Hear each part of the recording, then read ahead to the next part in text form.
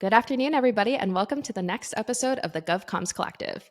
I'm your host, Hannah Elizabeth, and today I'm super excited to have Dr. Joe Trahan here with us. We go back a couple years, again, another PRSA connection, and he just brings so much energy and wisdom and experience. I love talking with him. Every time I get to, I learn something new about him and new about something in the industry. So I'm excited for all of you guys to hear what he has to say, and hopefully you take away a couple good tidbits of information and things that you can bring back to your respective organizations. So thank you, Dr. Joe, for being Thank here you, Hannah. today. Thank you. So today we will focus the conversation on your experience serving in the military and your role as a public information officer with the Army and how that's influenced the way that you've communicated moving forward. You have your own business now that's 20 years Wow. plus strong. Wow. And, you're always roped into FEMA trainings, giving different media relations trainings across the world. Your background is just so fascinating. I love learning from you. I love having Thank you as you. a mentor. So Thank you. I'm I honored. will, I will turn the floor over to you and you can give a little background about yourself, anything you'd like to share, and then we can jump in.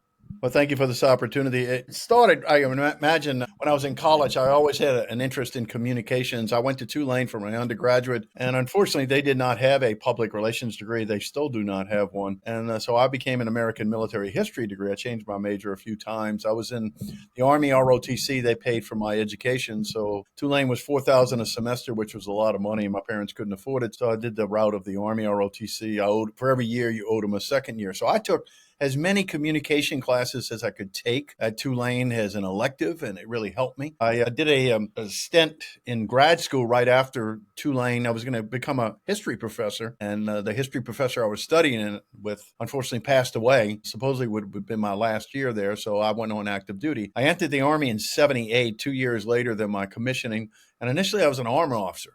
And then the Army found out I could really speak well and write well. And they said, how would you like to be in public affairs? I said, oh, that sounds great. So they sent me to Fort Benjamin Harrison, Indiana, and I was there for 13 weeks, and it truly changed my life. It really lit a fire under me forever, 1981. And basically being a public affairs officer, you had the ability to not only do command information, which is internal information, because it's like a three-legged stool. So they taught you command information to internally communicate with all your people inside your organization. Then that we did community relations to communicate with the community. And then finally media relations. And I just fell in love with it. So I dedicated the rest of my career of 21 years after in public affairs. I rose to the rank of lieutenant colonel. In that time frame, I commanded a broadcast public affairs detachment, which was soldiers, broadcasters. Basically, we had the American Forces Radio and Television Service. So, Hannah, throughout the world, wherever the military deploys, it deploys America with it. That's And it's from military incredible. folks who are broadcasters, both in the TV studio and the broadcasting and the radio. And my unit did that. I commanded that for 2 years.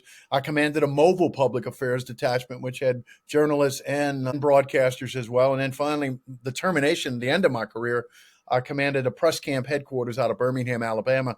I had 1,000 soldiers in the Southeast. And whenever the 82nd Airborne would deploy, we would deploy, and we would handle media. We credentialed media, we briefed media, we fed media, we transported media, and it was an exciting time.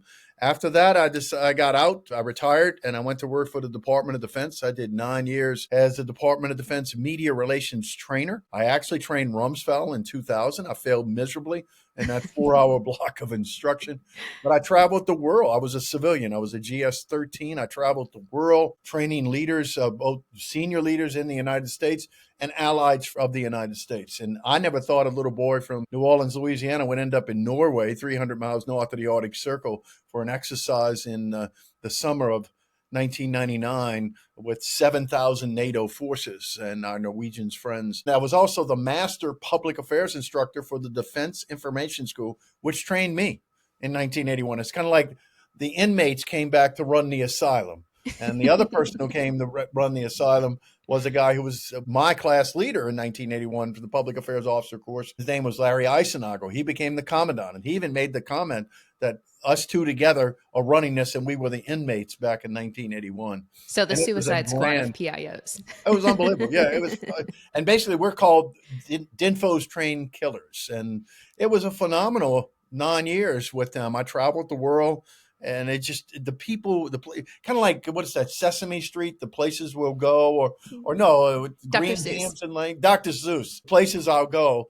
It was a phenomenal experience. I mean, I have friends from all over the world now that I never thought. And my experiences of dealing with public affairs and training public affairs officers, because the Defense Information School trained all public affairs officers, enlisted civilians of the United States and allies currently friendly to the United States. It was a great experience. And in 2003, I left to do my own thing. I missed infos a lot of times. I miss the camaraderie, being on your own. You're on your own, but the training really pumps me up. And I still, like you mentioned, I still do FEMA training, and I guess I'll continue that until they tell me to leave. I train all basic, all the way to the masters and the advanced people.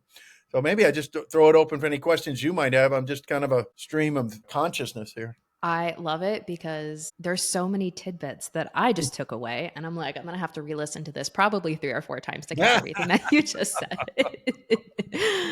But I just think it's so fascinating. And I mean, just coming out of college and traveling around the world, active duty, and then when you worked with the Department of Defense and just all Yeah. the different personalities that you met. And, how was it working with people from different backgrounds? So the way that you were trained as a communications professional here, I'm sure was different than some of the other people that you've collaborated with over the years. How did you work through some of those differences, for better or for Yeah. worse? I'm sure you learned a lot of things and, Yeah. you were able to share a lot. So how did that go? Well, I think you have to build 4 things that we teach our public affairs officers, and we'll continue to teach them. Any relationship is built on really 4 things: hope, stability, compassion, and trust, whether it's a personal relationship or a professional relationship. So the people I met as a public affairs officer, I would always say, this is what we can do for you. For instance, when I would command the press camp with 1,000 public affairs young men and women who were all quad A personalities like me and think, hey, and they were all cocky like me. So I'd met my match. So I would tell my young people, go out and talk to every single staff element and do a story on them, because every person has a story to tell. So the logistics people, people in the chow hall, the maintenance people, the people on the front line, they all have a story, the military police. And we would do that. They would go out and find stories, which created this bond. So whenever I needed something, for instance, as a public affairs officer, even with I had the ability to house them and I had the ability to feed them, but I had to depend on transportation from other people. For instance, whenever we would deploy, I basically formed a relationship. I had an entire squadron of helicopters at my disposal because we did a story on the squadron. So we could fly That's anywhere. fantastic. And then the cooks at night, if we got back late, we fixed that for you, sir, no problem. We built a relationship. So I think you have to learn, and I'm trained like you are. I'm a communicator. I can't fix anything in the house. I mean, I have no mechanical skills, none. But my skill is being able to develop a relationship with somebody and understanding what they do. And I think that's what we do. And we're storytellers. And I think that's really powerful. To tell the story of America's blood and treasure was one of the finest jobs I ever did in my life, because those men and women are America's best. They've agreed, like I did, to give everything, including, if needed, my life, a blank check. And I think telling their story is important. So wherever I went, I tried to tell that story. And then working with other countries. I mean, I don't, I know cuss words in Cajun French. That's all I know. I don't know any real, even your name like bourgeois and Trahan, that's French names. But I was forbidden to speak Cajun French. My grandfather forbid that. But my grandmother taught us all the cuss words in Cajun French, so I can cuss you Well, out, the but I can speak essentials. French. Yeah, that's essential in conversation. But so wherever I traveled, I try to understand the culture. Not that we agree with everything they do, but to respect their culture. And again, the English food stinks. I mean, let's be honest. Who boils food? And I would tell my British friends, I've got a good friend, Angus Tabitha of Her Majesty's Royal Grenadier Guard. We've been friends 30 years. And to have the experience with him was phenomenal. And I ended up going over and training his entire group. By the way, in Britain, all their public affairs people are officers, men and women. Really? So I went over there. I was invited to do a training for a week. I was the DoD media relations trainer. So they flew me over, took care of me. I went over, and there was this banquet, and it was unbelievable. And I'm the only American. They say, bring your tux. And I have my medals because we're authorized to wear our medals. And I'm the only American. So the band leader comes up and says, Dr. Trahan, I am so sorry, but we don't have the proper script for the Star Spangled Banner. We're going to go a little off. It was one of the finest versions I ever heard. And then next to me was this brigadier, major general. Britain, they got all these ranks and all these decorations. He said, Dr. Trahan, would you mind assisting me with the Junior Officer of the Year award? I said, sir, I'd be honored. So I had a female captain sitting next to me. She was kind of my escort. He did too. So he gets up to speak and he says, ladies and gentlemen, tonight I'm joined by our former colonist, Dr. Joe Trahan, to present the award. So I helped him present the award, and at the end, my British friend said, here, Dr. Trahan, would you like to make some comments? And I stood up and I said, first off, I want to tell you, we're no longer colonists. We kicked your ass twice, and if you want a third time, bring it on. And then I compliment him. But to me, that relationship, Angus and I have been friends. Matter of fact, we're trying to go over there and see him either this year. Well, this year we're going to France, so it might be the year Oh, after. can I come? Yeah, I'd love to come. we're taking a river cruise down the Seine on the Viking cruise. We're going Oh, from that must be Paris to Normandy and beautiful. then back. And then he's been asking us to come over. We visited him in 2006. He's a great person. But that relationship that we formed led to them coming to the United States and forming and creating a defense information school for the British. They didn't have one. And it was because of my relationship Wow. with Angus that we I did love that. that. And he brought over four of his colleagues, which I became good friends with, which one is the great grandson of Douglas Fairbanks. It was amazing. That's his his phenomenal. grandmother married, but it's just amazing to form these relationships of trust with them and our allies. And then I've got friends that are French in Belgium and with the Italian military. I mean, to meet these people, but they all have the same thing. They want to have hope. They want to have stability, compassion, and trust. They want to build that. So I think what we do is really important. And I'm biased. I think what we do is critical to an organization's success. Period. Oh, I absolutely support that too. And with my current job and one of the major projects that I'm working on, we're expanding the rail infrastructure here in Greater Salt Lake. And the PI team is being brought in to every meeting, and people are seeking us out like, hey, what are your thoughts on this? Or like, Right.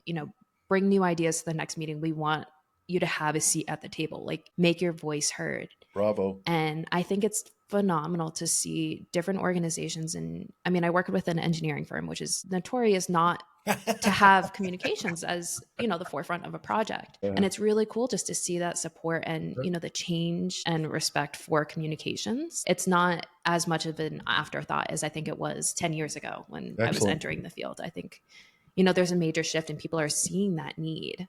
I agree. I agree. And But you've earned their respect well, by thank doing you. that. Thank you. You've earned it, and that's why you who you are. Yeah. I I mean, sure you've earned try. that. No, you But do I a mean, a great lot job. of it is like the mentors that I've had and people Mhm. taking risks on me, fresh That's out of right. college with my internship with the Coast Guard and me earning positions that they weren't even hiring at the time and moving cross country and See? just things like that. And like my mentors just Hmm. supporting me. And it's not so much as like petty competition as it That's was right. like in college and high school. It's That's right. the the communications field, I think, really is here to support one another and That's the way it making these should be. connections all across the world like Mhm. you are, and setting up organizations in Britain. And it's just, I love the community we have here. So Oh God. And our public affairs and government section is one of a kind. I oh, mean, it we're really so is. glad that you joined us. I mean, when we met way back when you were at the pre-con, I mean, there's something about that group of people. And I've been around a lot of people in my life. I just think I love all of them. They just are just, and I don't know, and I could be totally wrong. I don't see a malicious bone in any of their bodies. I think No, we all cheer for each other, help each other, support each other. We have robust conversations and discussions, but we don't hold anything against anybody. That's what I no, we say. don't. And we respect everybody's Yes. viewpoint. I mean, we're all in Yes. communications and we all have political views. I mean, it's Yeah. hard not to, but that stuff never gets in the way of the work we Mm, do. And I think that's really unique to our field. I think in a lot of other fields, it can I cause a agree. barrier. And, honestly, within communications, it's obviously still possible. But Oh, good. Yes. I think the PAG is just phenomenal. And Oh, every me too. episode so far, it's been Me brought too. up in conversation. So And it that's why definitely has I a get. spot in my heart. That's why I invite the national chair every single conference we started this. I got in trouble the year before when I invited Joseph or Bree. But you know something? They need to see who we are. They need to feel the energy in that room. I mean, the conference that you and Carla put on, I mean, Joseph Ariba, he talked about, I just brought him here to Chattanooga. He's still talking about it, how wonderful we were. I mean, Oh, we that's made a amazing. difference and we make a difference every single person. That's why we have 1,380 members over. I Which mean, is we lose some, yeah, but insane. there's something about us. I don't know. I'm very, very biased. I am too. I love it. I love it. I love everyone that I've worked with and everyone that I've met. And it's just, it's a solid group of Oh, people. sure. God, yes. So I do want to jump back to what you were talking about is like our role as communicators is Okay. being storytellers and making those relationships with people and getting to know them. And like what you were talking about, if you got back late and the cook was like, "Oh, I got you, don't worry." Can you talk about a little bit more of like some of those stories that you've heard and the opportunities that you've had to share those? I know working in government, sometimes it can get very stuffy with what we need to put out there and it's just very dry. And I think storytelling and making our communications people first can have a real difference in the way that an organization is perceived and really building that connection with their constituents and their communities. And I think storytelling is at Mhm. the forefront of all of that. Yeah, I think back to 9/11. On that fateful day, I was supposed to be in the Pentagon at the moment that that plane hit the Pentagon, at the exact place it was going to hit the Pentagon, that it hit the Pentagon. And I called my family and I said, I was a geographic bachelor. I said, look, I was in Maryland. They were in Louisiana. I said, I'm going to be at the Pentagon today. I'll call you when I get back tonight. So as I walked out the door, I had a kind of a corner office with kind of a high walls in like a, I guess like a gopher place where everybody sticks their heads up. But mine was taller. Plus I had a door. I mean, I could hear everybody. They could hear me too. And as I was walking out, the phone rang, and I, it was a landline, and I returned back to my phone, and the senior chief I spoke to told me, it's Dr. Joe, the meeting's been postponed today. And I said, okay, chief, I'll see you tomorrow. To fast forward that story, he died with the 13 that was killed. He was one of the people I was supposed to meet with. And then I remember that fateful day, and again when we were sent home at 4:30, and I remember, the fact we all knew it was terrorism.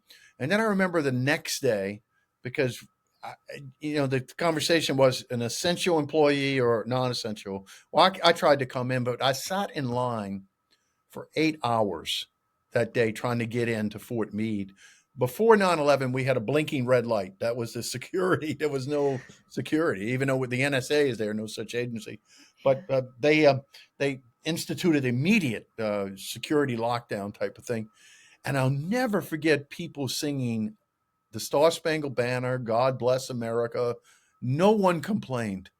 And then we began to tell the stories of all these people. I think it's such a powerful story to tell, and it needs to be. I mean, I know in the line of DOD, I felt I had a purpose every single day, and that was the story.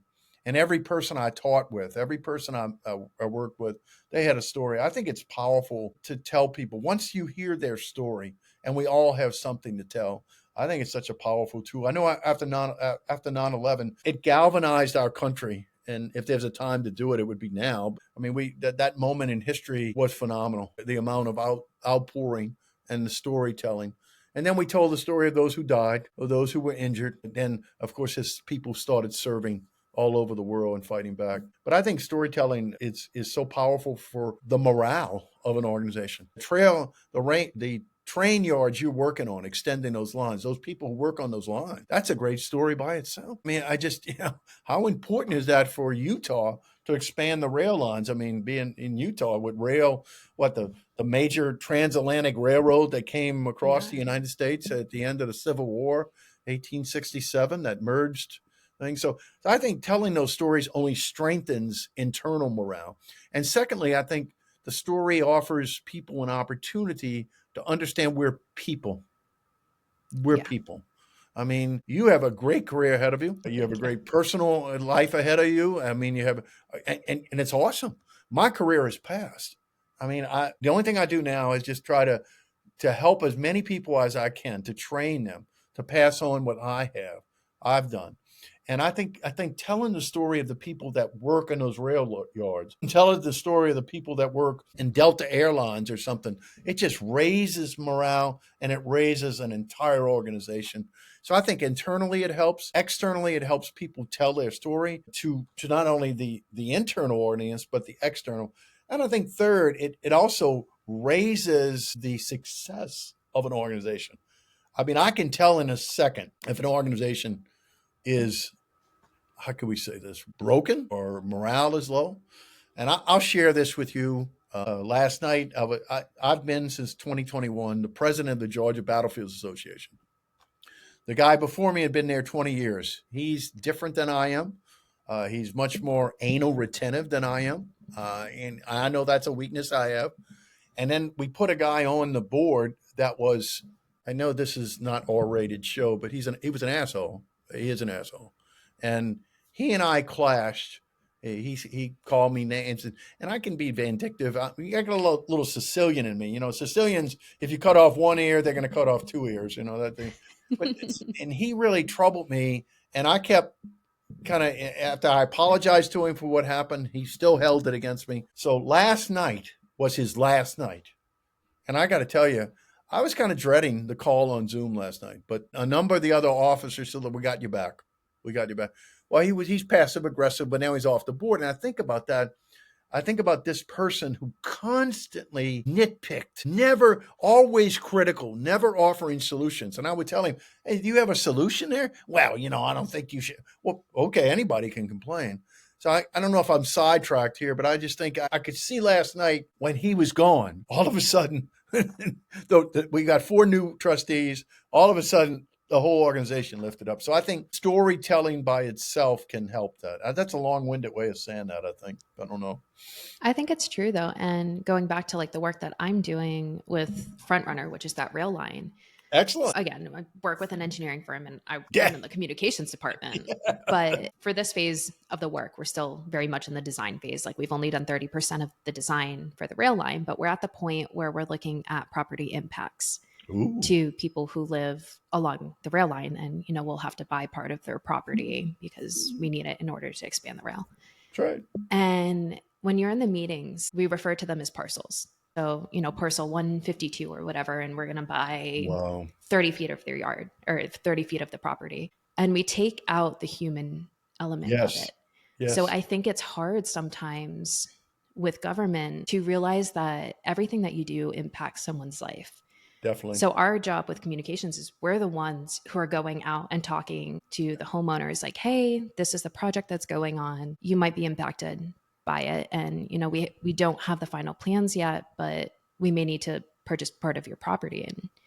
Or, we're doing geotech investigations. So, we have to bring this heavy equipment into your yard and drill holes that are 30 feet deep to test the soil to make sure we can sustain a track.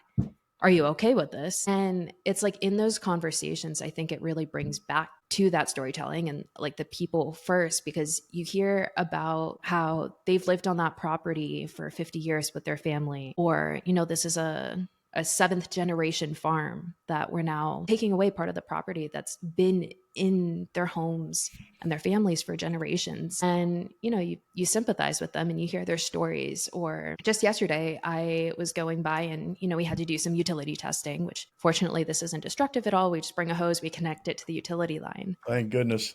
And usually these conversations are about 5-10 minutes. I was there for over an hour speaking with her. Wow. And she was saying that, she's been in this neighborhood in Clearfield her entire life. She moved away shortly to California for 3 years. But other than that, She's lived in Clearfield and her son lives a little bit north of her. So, she knows his work schedule and she'll go sit on her back porch and wave to her son while he's riding front runner down into the city. And it's just, it humanizes the project and you see the firsthand impact that you're having on these people's lives. Fortunately, her and like her family is very, very supportive of the Good. project, You're but that's lucky. not always the case. For That's right. instance, like when we're impacting people who have farmland and agriculture is their source of income and that's how they're giving back to the community, and when you're impacting that, That's right. it can be hard for them, understandably so. I mean, my family has a farm in Florida. It's small and it's chickens, but I mean, if the Hey. government was coming to their house and saying, hey, we're actually buying 5 acres of your property, like, I get it.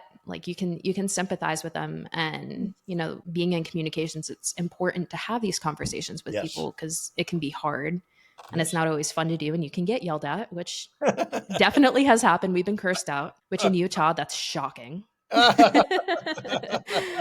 But it's really up to us to like bridge the gap between, and us versus them. It's the I agree. government, big government versus, the homeowners and the residents and, the people that live here. So I think puts us in a unique position sometimes. And, we're there to make sure that things are okay and, that residents are heard. Well, yeah, I think you really hit it. I think we have to humanize it, and I think you raised a really good point. I would almost recommend changing the name parcel to treasure land. I Uh, love that. because especially with the Indians and the Utes were in Utah, the Indian tribe, that was Indian territory. I mean, it was treasured land. Like the movie Yellowstone, it comes back to it when they say that in 7 generations we'll give the land back. So I think the word parcels sounds very bureaucratic in nature, Yeah. where a treasured land, you made a really good point. That woman from Clear Lake said, this has been my home. I mean, it is, and at least she's open to it. But I think you have to humanize it because this land is them. I mean, in my book. So I would definitely change the way you even approach that because you're asking to take that property for development, but Right. it's their land.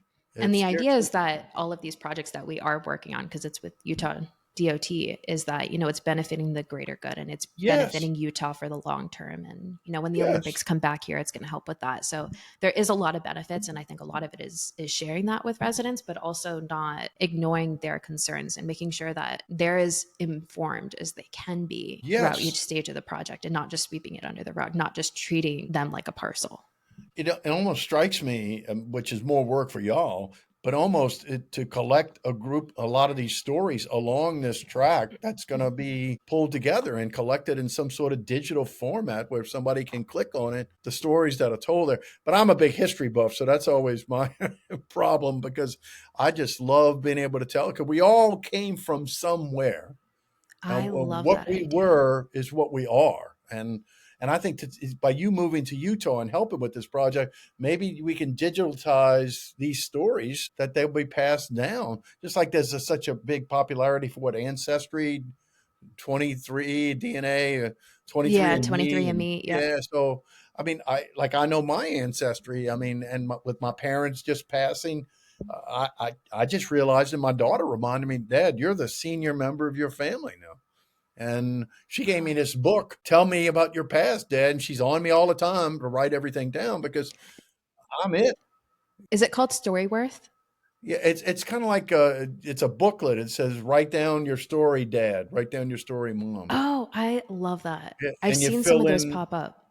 Yeah, and my daughter's on me because I mean I'm the only one that knows now about my mother sitting on the lap of Al Capone. I mean, there's things that I've been told that I wasn't even born and she was 10 years old. But and like my Italian grandfather, I mean my brother and sister were much younger. I was 13, so now I'm the tie back to those generations. Yet 2, 3 behind me. So, and I think that what you're doing in Utah, it is for progress. But that lady's thinking that's part of me being taken. I Yeah. mean, I don't know. That's just me.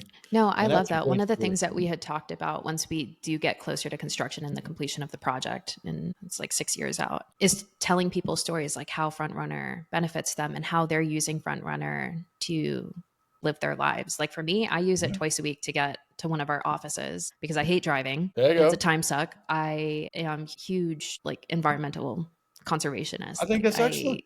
That's I excellent. love being able to use that and not have to use my car and like getting out and using exercise. And like See, that those are the story is a stories great that I want to story. tell. Yeah, and I bet you people who are like-minded to you, who Yeah. feel the same way. And what a great thing to get out. Yeah, people can bitch about anything, but my God, that story is a great story.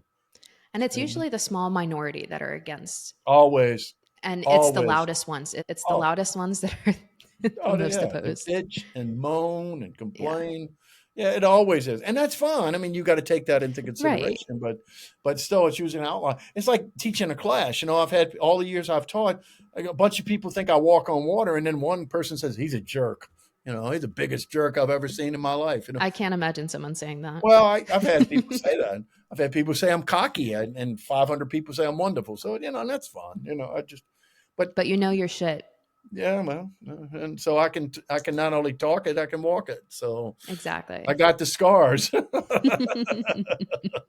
And the accolades, Yeah, well, thank you. of course. Well, we are coming up on time. So if there's Well, thank any you. parting words you'd like to leave with our listeners. I just like to challenge the listeners to remember we're all human beings and we need to connect with each other and go back to that four things I talked about. We all want hope. We all want stability. We all want compassion. We all want trust. And I would challenge all your listeners to really work on active listening. One of the biggest problems of us as leaders, we don't listen. And like the Godfather said, you listen with your eyes. You give undivided attention. That's what my daughter tells me. Listen with your ears, and you ferme la bouche, which is French for you shut your mouth. I would challenge all of them to be active listeners to other people, especially in a world with all these things, these phones Yeah. and things that pull us away from.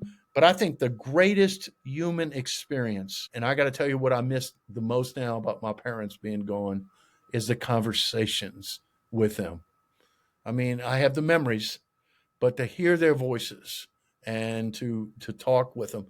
So I would recommend to all your listeners to take time and spend time with people and get to really know them, and almost like you touch their soul. You touch their soul. Well, that's about to get me all choked up, but Yeah, well, I believe it now. Every day goes by, the grief comes in waves. yeah. So, I lost my grandparents about 2 years ago, a year ago yeah, and 2 years ago. And I actually still have a voicemail to on keep my it, phone with their keep voice. it. I have one from my dad and my mom too. Keep Yeah, it, and I don't ever get rid of it. absolutely not. No, it's an honor to be with you. Thank you so much. Well, thank you for taking the time and speaking with us. And Dr. Joe, it is always a pleasure to have you. The honor is mine. Thank you for joining us for today's episode of the GovComs Collective. Like what you heard? Don't forget to share with a friend, colleague, or office bestie. If you're new to the show, welcome. Stay tuned for new episodes released every other week. That's all we've got for today. Catch you next time.